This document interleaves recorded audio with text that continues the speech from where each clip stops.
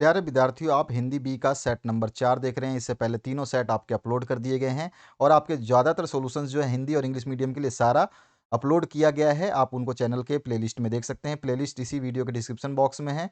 और अगर आपके मंथली असाइनमेंट आप सॉल्व करवाना चाहते हैं, हमारा आप देख पा रहे हैं, डिस्प्ले हो रहा है। इस व्हाट्सएप नंबर पे आप उसको भेज सकते हैं। तो चलिए स्टार्ट करते हैं इस क्वेश्चन को। तो अगर आपके पास किसी के पास क्वेश्चन पेपर ये नहीं है तो डिस्क्रिप्शन बॉक्स में लिंक है इनकी, वहाँ से आप इनको डाउनलोड कर सकते हैं। अपठित बोध है, पहले आपको ये गद्यांश को पढ़ना है। इस गद्यांश को पढ़ने के बाद में आपको प्रश्नों के उत्तर देने हैं, जिसमें पहला प्रश्न पूछा गया है, सच्चे मित्र से हमारा जीवन कैसा बन जाता है। तो यहाँ पर आप जब इस पैसेज को पढ़ोगे तो इसमें आपको मज़ा आएगा और मज़ा के साथ साथ में आपको आंसर भी मिल जाएगा। तो हमारे को जो है सच्चे मित्र जो है हमारे जीवन अधिक सकारात्मक, मनोरंजक और सहनशील अ, बना सकते हैं या बन जाता है। सच्चे मित्रों से हमारा जो है जीवन कैसा बनता है, सकारात्मक, मनोरंजक और सहनशील बन जाता है। ठीक है? इसके बाद जो है यहाँ पर जो है सच्चे मित्र हैं हमारे जीवन लिखा है ना, तो यहाँ पे देखिए सच्चे मित्र से लिखना है यहाँ पे। तो इसको सच्चे मित्र से ये वाला लाइन है ना, ये यहाँ पे लिखाना है। तो यहाँ पे थोड़ा सा ये मिस्टेक है, इसको आप से कर देंगे। ठीक है? क्लियर हुआ? सच्चे मित्र से हमारा जीवन अधिक सकारात्मक, मनोरंजक और सहनशील बन जाता है। तो यहाँ पे से कर दे, मैं इसको से कर देता हूँ अभी। तो यहाँ पर जो है आपको सच्चे मित्र से हमारा जीवन अधिक सकारात्मक, मनोरंजक और सहनशील बन जाता है, ये आपको से कर लेना था। अब आते हैं दूसरे क्वेश्चन पे। सच्चा मित्र कौन होता है? तो सच्चा मित्र वह होता है जो आपको अपना माने, जो दुख सुख में कभी साथ ना छोड़े और पीठ पीछे बुराई ना करे, मित्रता में कभी छल कपट ना करे और अवगुण से दूर रखे। ठीक है? तो ये आपका सच्चा मित्र होता है। इसके बाद में उपयुक्त गद्यांश का जो है एक शीर्षक लिखना है। तो यहाँ पे लिखोगे आप सच्चा मित्र। ठीक है? या फिर आप इस पूरे पैसेज को पढ़ोगे तो यहाँ पे लिखोगे मित्र का महत्व। ठीक है? मित्र का महत्व या सच्चे मित्र का महत्व या सच्चा मित्र, जो भी आपकी मर्जी है, इस पैसेज से आप बता सकते हैं। हमारे हिसाब से सच्चा मित्र या सच्चे मित्र की महत्वता जो है इसका सही उपयुक्त शीर्षक होगा। आपका व्याकरण संबंधी प्रश्न है, सूरज निकला और चारों ओर उजाला हो गया, किस वाक्य का उदाहरण है? तो ये संयुक्त वाक्य का उदाहरण है। अथवा में है, रचना के आधार पर वाक्य के कितने भेद होते हैं, उनके नाम बताने हैं। तो रचना के आधार पर वाक्य के 3 भेद होते हैं, एक सरल वाक्य, संयुक्त वाक्य और मिश्र वाक्य। नेक्स्ट जो है वह खाना खाकर सो गया, संयुक्त वाक्य में बदलना है, वह खाना खाया और सो गया। ठीक है? ये इसका संयुक्त वाक्य हो गया। अथवा में रमेश के आते ही मोहन चला गया, संयुक्त वाक्य में बदलना है, तो रमेश आया और मोहन चला गया। ठीक है? ये संयुक्त वाक्य हो गया। अब आते हैं पाठ्य पुस्तक से जो प्रश्न है, अपनी इच्छाओं की पूर्ति के लिए आप प्रार्थना के अतिरिक्त क्या-क्या प्रयास करते हैं, लिखिए। तो अपनी इच्छाओं की पूर्ति के लिए प्रार्थना के अतिरिक्त परिश्रम, संघर्ष, सहनशीलता, कठिनाइयों का सामना करना और सतत प्रयत्न जैसे प्रयास आवश्यक हैं। धैर्यपूर्वक यह प्रयास करके इच्छापूर्ण जो है करने की कोशिश करते हैं। ठीक है? तो ये हम लिख देंगे। इसके बाद आते हैं नेक्स्ट क्वेश्चन पे। और भी आप इसमें चाहें तो थोड़ा-सा लाइन जोड़ सकते हैं, बाकी की ज़रूरत नहीं है। 7वां क्वेश्चन है, कर चले हम फिदा गीत में धरती को दुल्हन क्यों कहा गया है? और कर चले हम फिदा गीत का जो है प्रतिपाद्य अपने शब्दों में लिखना है। तो इस गीत में धरती को दुल्हन इसलिए कहा गया क्योंकि सन 1962 के युद्ध में भारतीय सैनिकों के बलिदानों से उनके रक्त से धरती लाल हो गई थी। मानो धरती ने किसी दुल्हन की भांति लाल पोशाक पहन ली हो, अर्थात भारतीय सैनिकों के रक्त से पूरी युद्ध भूमि जो है लाल हो गई थी, इसलिए जो है उसको धरती को दुल्हन कहा गया है। ठीक है? अब आते हैं अथवा पाठ में, कर चले हम इसका प्रतिपाद्य करना है। तो देखिए, युद्ध में अपने प्राणों का बलिदान करने वाला वीर सैनिक जो है साथियों से देश की रक्षा का दायित्व उठाने का आह्वान करता है। सैनिक कहता है कि देश के लिए बलिदान का अवसर रोज रोज नहीं आता, अतः इसका सिलसिला चलते रहना चाहिए। देश की मर्यादा और सीमाओं के विरुद्ध उठने वाले दुश्मन के हर वार का मुंहतोड़ जवाब देना है, इसकी रक्षा हमें करनी है। ठीक है? ये इसका आंसर हुआ। 8वां क्वेश्चन है, खयुक्रियन का यह कथन कि मेरा एक भाई भी पुलिस में है, समाज की किस वास्तविकता की ओर संकेत करता है?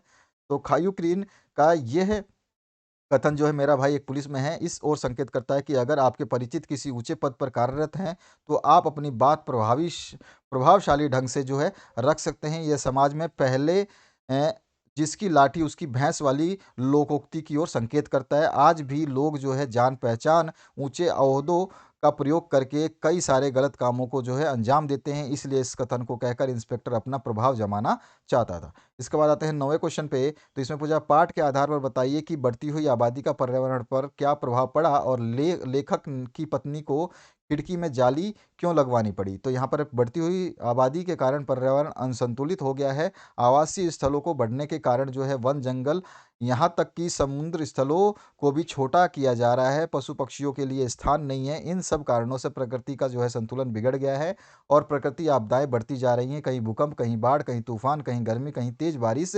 इन कारणों से कई बीमारियां हो रही हैं। इस कारण पर्यावरण के असंतुलन का जनजीवन पर जो है गहरा प्रभाव पड़ रहा है। अथवा में जो है खिड़की पे जाली, तो यहाँ पर देखिए लेखक के घर में कबूतरों का एक घोंसला था जिसमें कबूतर के छोटे छोटे बच्चे थे जिन्हें दाना खिलाने के लिए वे उनकी रखवाली के लिए बड़े कबूतर दिन में कई बार आया जाया करते थे, जिससे लेखक का घर पुस्तकालय गंदा हो गया था और आवश्यक सामान टूट जाते थे एवं इससे लेखक की दिनचर्या में विघ्न पड़ता था। इस समस्या से परेशान होकर लेखक की पत्नी ने कबूतर को घर में आने से रोकने के लिए खिड़की में जाली लगवा दी ताकि कबूतर फिर उन्हें तंग ना कर पाएं। 10वां क्वेश्चन है, हरिहर काका के साथ उनके सगे भाइयों का व्यवहार क्यों बदल गया? तो हरिहर काका के साथ उनके सगे भाइयों का व्यवहार इसलिए बदल गया क्योंकि वह अपनी जमीन उन लोगों के नाम नहीं कर रहे थे। मन चाहता था कि हरिहर काका अपनी जमीन ठाकुर जी के नाम कर दे। अगर वह ऐसा नहीं करेगा तो उसकी ज़मीन उसके भाई हथिया लेंगे। वहीं भाई चाहते थे कि हरिहर जीते जी अपनी ज़मीन जो है अपने भतीजों के नाम कर दे। हरिहर काका दोनों ही बातों को मानने को तैयार नहीं थे। हरिहर काका ने ज़मीन जायदाद हाथ से चली जाने के बाद क्या होता वह स्थिति बहुत ही करीब से देखी थी। इस वजह से वह अपनी जायदाद जीते जी किसी के नाम नहीं करना चाहते थे। इसके बाद आता है नेक्स्ट आपका जो है स्वास्थ्य अधिकारी को अपने मोहल्ले में गंदगी के विषय में शिकायत पत्र, और उसके बाद में पिताजी को विद्यालय का वार्षिक उत्सव का वर्णन करते हुए पत्र लिखना है। दोनों पत्र, तो सबसे पहले पत्र लिखते समय एड्रेस लिखेंगे, डेट लिख देंगे। उसके बाद में स्वास्थ्य अधिकारी महोदय रामनगर नाची, और फिर आप जो है मोहल्ले की सफाई हेतु महोदय करके मैं आपका रामनगर में चारों ओर फैली गंदगी की ओर दिलाना चाहता हूँ आपका ध्यान मैं आपका ध्यान रामनगर में चारों ओर फैली गंदगी की ओर दिलाना चाहता हूँ। यहाँ की गलियों में जगह जगह कूड़े के ढेर लगे हुए हैं। गलियों में बड़े बड़े गड्ढे हैं जिनमें बरसात का पानी भरा हुआ रहता है जिसके कारण मच्छर पैदा होते हैं। कूड़े तथा पानी के कारण लोगों का जीना जो है कठिन हो गया है। अतः आपसे अनुरोध है कि आप यहाँ की सफाई करवाने की उचित व्यवस्था करें, प्रबंध करें। भाव दिए करके आप नाम लिख देंगे। लेटर में कुछ भी नहीं दिया होता है तब तक आपको कोई टेंशन नहीं है। कुछ लिखा हो तो थोड़ा सा ध्यान रखना है कि लिखा है तो उसको, एड्रेस लिखा है तो एड्रेस ऊपर आएगा और नाम लिखा है तो नाम भी नीचे आएगा। अथवा में जो है आपको एक पूज्य पूज्य पिताजी को जो है वार्षिक जो फंक्शन हुआ है उसके बारे में बताना है। तो फिर से आप एड्रेस लिखेंगे जहाँ से आप लिख रहे हैं, और पूज्य पिताजी चरण स्पर्श में आपका पत्र प्राप्त हुआ। घर में सभी लोग कुशलता सभी लोगों की कुशलता जानकर हर्ष हुआ। यहाँ पे सब घर में सभी लोगों की, यहाँ पे की लगा लेना बीच में, कुशलता जानकर हर्ष हुआ। कार्य की अधिकता के कारण मैं समय से उत्तर ना देने के लिए क्षमा प्रार्थी हूँ। मुख्य कारण यह था कि पिछले महाविद्यालय में वार्षिक उत्सव की तैयारी में काफ़ी व्यस्त था। कल हमारे विद्यालय में वार्षिक उत्सव मनाया गया। सरस्वती वंदना के साथ कार्यक्रम का प्रारंभ हुआ और सर्वप्रथम प्राथमिक कक्षाओं द्वारा सांस्कृतिक कार्यक्रमों की प्रस्तुत की गई, जिसे दर्शकों और अतिथियों का विशेष प्रोत्साहन प्राप्त हुआ। इसके पश्चात सीनियर ग्रुप द्वारा लोक नृत्य, गीत और मुख्य अभिनय और एकांकिक नाटक प्रस्तुत किए गए। मेरे द्वारा अभिनीत नाटक अजातशत्रु में मेरी अजातशत्रु की भूमिका दर्शकों ने बहुत सराही। सबने मुझे बहुत मान दिया और मुझे श्रेष्ठ अभिनेता और श्रेष्ठ वक्ता और श्रेष्ठ संयोजन के लिए 3 पुरस्कार प्राप्त हुए। इस अवसर पर आपकी अनुपस्थिति मुझे अखरती रही। मुख्य अतिथि के संक्षिप्त भाषण तथा प्रधानाचार्य महोदय के धन्यवाद ज्ञापन के साथ कार्यक्रम की समाप्ति हुई। शेष कुशल है माताजी तथा भैया भाभी को सादर प्रणाम। इस तरह से आप जो है अपने पत्र को ब्यौरा देंगे और आप लिख करके अपना नाम खत्म करेंगे।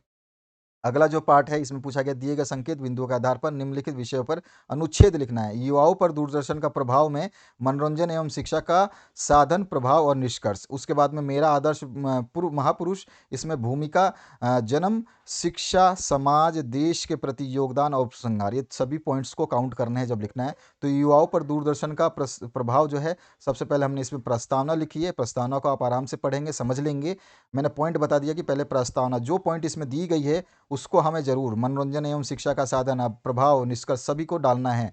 तो मनोरंजन एवं शिक्षा का साधन लिख करके इस पैराग्राफ को जो है हम बनाएंगे। उसके बाद में शिक्षा के जो है आपका दूरदर्शन के प्रति कार्यक्रम में विविधता जो है वो सब चीज़ें लिख करके हम इसको समझा देंगे। और इसके बाद में इसका प्रभाव जो है यहाँ पे देख लिया आपने, अब प्रभाव जो है इस प्रभाव को हम बता देंगे इस पैराग्राफ में, और फिर इसके बाद में निष्कर्ष जो पूछा गया है उसको हम बता देंगे। तो इस तरह से आपको जो है लिखना है। पर पूर्ण रूप से आप ध्यान से पढ़ेंगे तो आपको सब कुछ समझ में आ जाएगा। बहुत ही अच्छे तरीके से सॉल्यूशंस को बनाया गया है, और जिस टाइप के सॉल्यूशंस इस चैनल पे अवेलेबल हैं वाकई मैं आपको बता रहा हूँ कहीं नहीं मिलेगा, और जहाँ पे मिल रहे हैं वहाँ पे आपको गलतियाँ बहुत ज़्यादा मिलेंगी, क्योंकि क्वेश्चन कुछ और पूछा जा रहा है, बताया कुछ और जा रहा है। तो वो उन चैनलों से थोड़ा सा सावधान रहें, साथ ही साथ अपना दिमाग भी थोड़ा सा यूज़ करें। और जो चैनल्स जो आपको सपोर्ट अच्छा कर रहे हैं, जिनके सॉल्यूशंस वाकई काम के हैं, जिनको बिल्कुल तरीके से बताया गया है, जो उस प्रश्न को सेटिस्फाई कर रहे हैं, उनको पढ़ें, ताकि वो आपके नंबर जाके एग्जाम में ना कटे। फिर बाद में पता चलेगा कि आप एग्जाम में तो गलत लिख के आए, लेकिन आपको क्या रहेगा एहसास कि अरे मैं तो लिख के आया हूँ, मुझे तो नंबर मिल जाएंगे। लेकिन अगर आप गलत लिख के आए तो आपके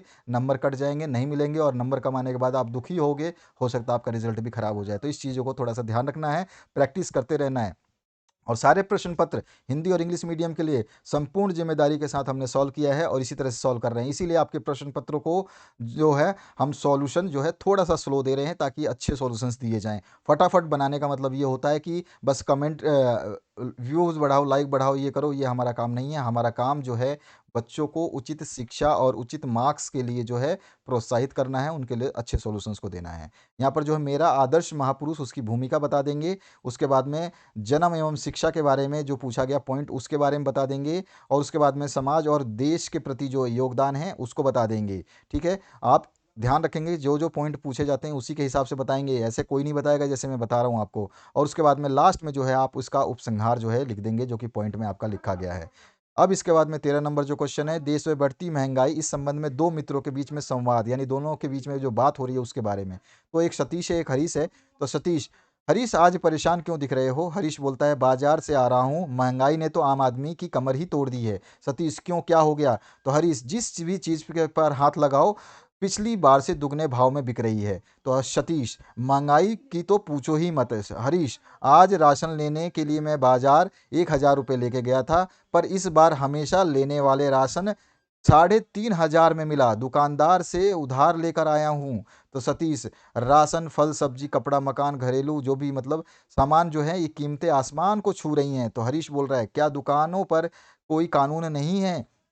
दुकानदारों पर कोई कानून नहीं। तो सतीश, कानून तो बने हैं पर उन्हें सही ढंग से लागू नहीं किया जाता। तो इस तरह से और भी आप पॉइंट लिखना चाहें तो लिख ले, लेकिन यहाँ पे 5 नंबर के हिसाब से 5 जो है वार्तालाप एक दूसरे के साथ, एक वार्तालाप दोनों का हो गया, फिर दूसरा वार्तालाप दोनों के साथ हो गया, फिर तीसरा वार्तालाप दोनों के साथ हो गया, फिर चौथा वार्तालाप दोनों के साथ हो गया, और उसके बाद में फिर पांचवा वार्तालाप जो है आप इस तरह से लिख देंगे। तो इस तरह से कम 5 पॉइंट के हिसाब से 5 वार्तालाप लिखेंगे, 1 पॉइंट के 1 नंबर मिल जाएंगे। तो ये आपका सोल्यूशन था, जो कि आपने फोर्थ सेट देखा, और इसी तरह से आपके और सब्जेक्ट के सेट सॉल्व कर दिए गए हिंदी और इंग्लिश वर्जन में। हिंदी इंग्लिश को तो कंप्लीट पांचों सेट डाल दिए हैं आपके, हिंदी भी के चारों सेट डाल दिए हैं, संस्कृत के पांचों सेट डाल दिए हैं, साइंस के 4 सेट डाल दिए गए हैं, या 3 सेट डाल दिए हैं, सामाजिक विज्ञान के 3-4 सेट डाल दिए गए हैं, मैथमेटिक्स का सेट 1 डाल दिया गया है, 2 और 3 4 5 ये डाले जाएंगे, क्योंकि उसको हिंदी और इंग्लिश वर्जन में मुझे सॉल्व करवाना है, और लिखित सॉल्यूशन दूंगा ताकि आपको अच्छे से समझ में आए। उस वीडियो में समझाऊंगा भी कि ये प्रश्न आएगा तो कैसे करना है, सब कुछ बताऊंगा। बड़े धैर्य से थोड़ा सा शांति रखिए, 2 से 3 दिनों में आपके सारे सॉल्यूशंस को अपलोड कर दिया जाएगा। तो आशा करता हूँ इस वीडियो को देख करके मजा आया होगा, और सारे चैनल्स पे जितने भी मैंने आपको अपलोड किए हैं वो सभी के सभी विषय जो है इसी वीडियो के डिस्क्रिप्शन बॉक्स में जो है ये रिबन चल रही है, इसमें बार बार लिखा जा रहा है कि डिस्क्रिप्शन बॉक्स में जाकर के अपनी प्लेलिस्ट देखिए। तो डिस्क्रिप्शन बॉक्स देखा करिए। अगर आपको डिस्क्रिप्शन बॉक्स नहीं मिलता है तो कमेंट करिए, कमेंट में हम आपको लिंक दे देंगे। और उसके अलावा और भी आप कमेंट करिए कि आपको कौन से सॉल्यूशंस को पहले करवाना है। Thank you very much, have a good day, और आपके कमिंग एग्जाम्स के लिए बेस्ट ऑफ लक।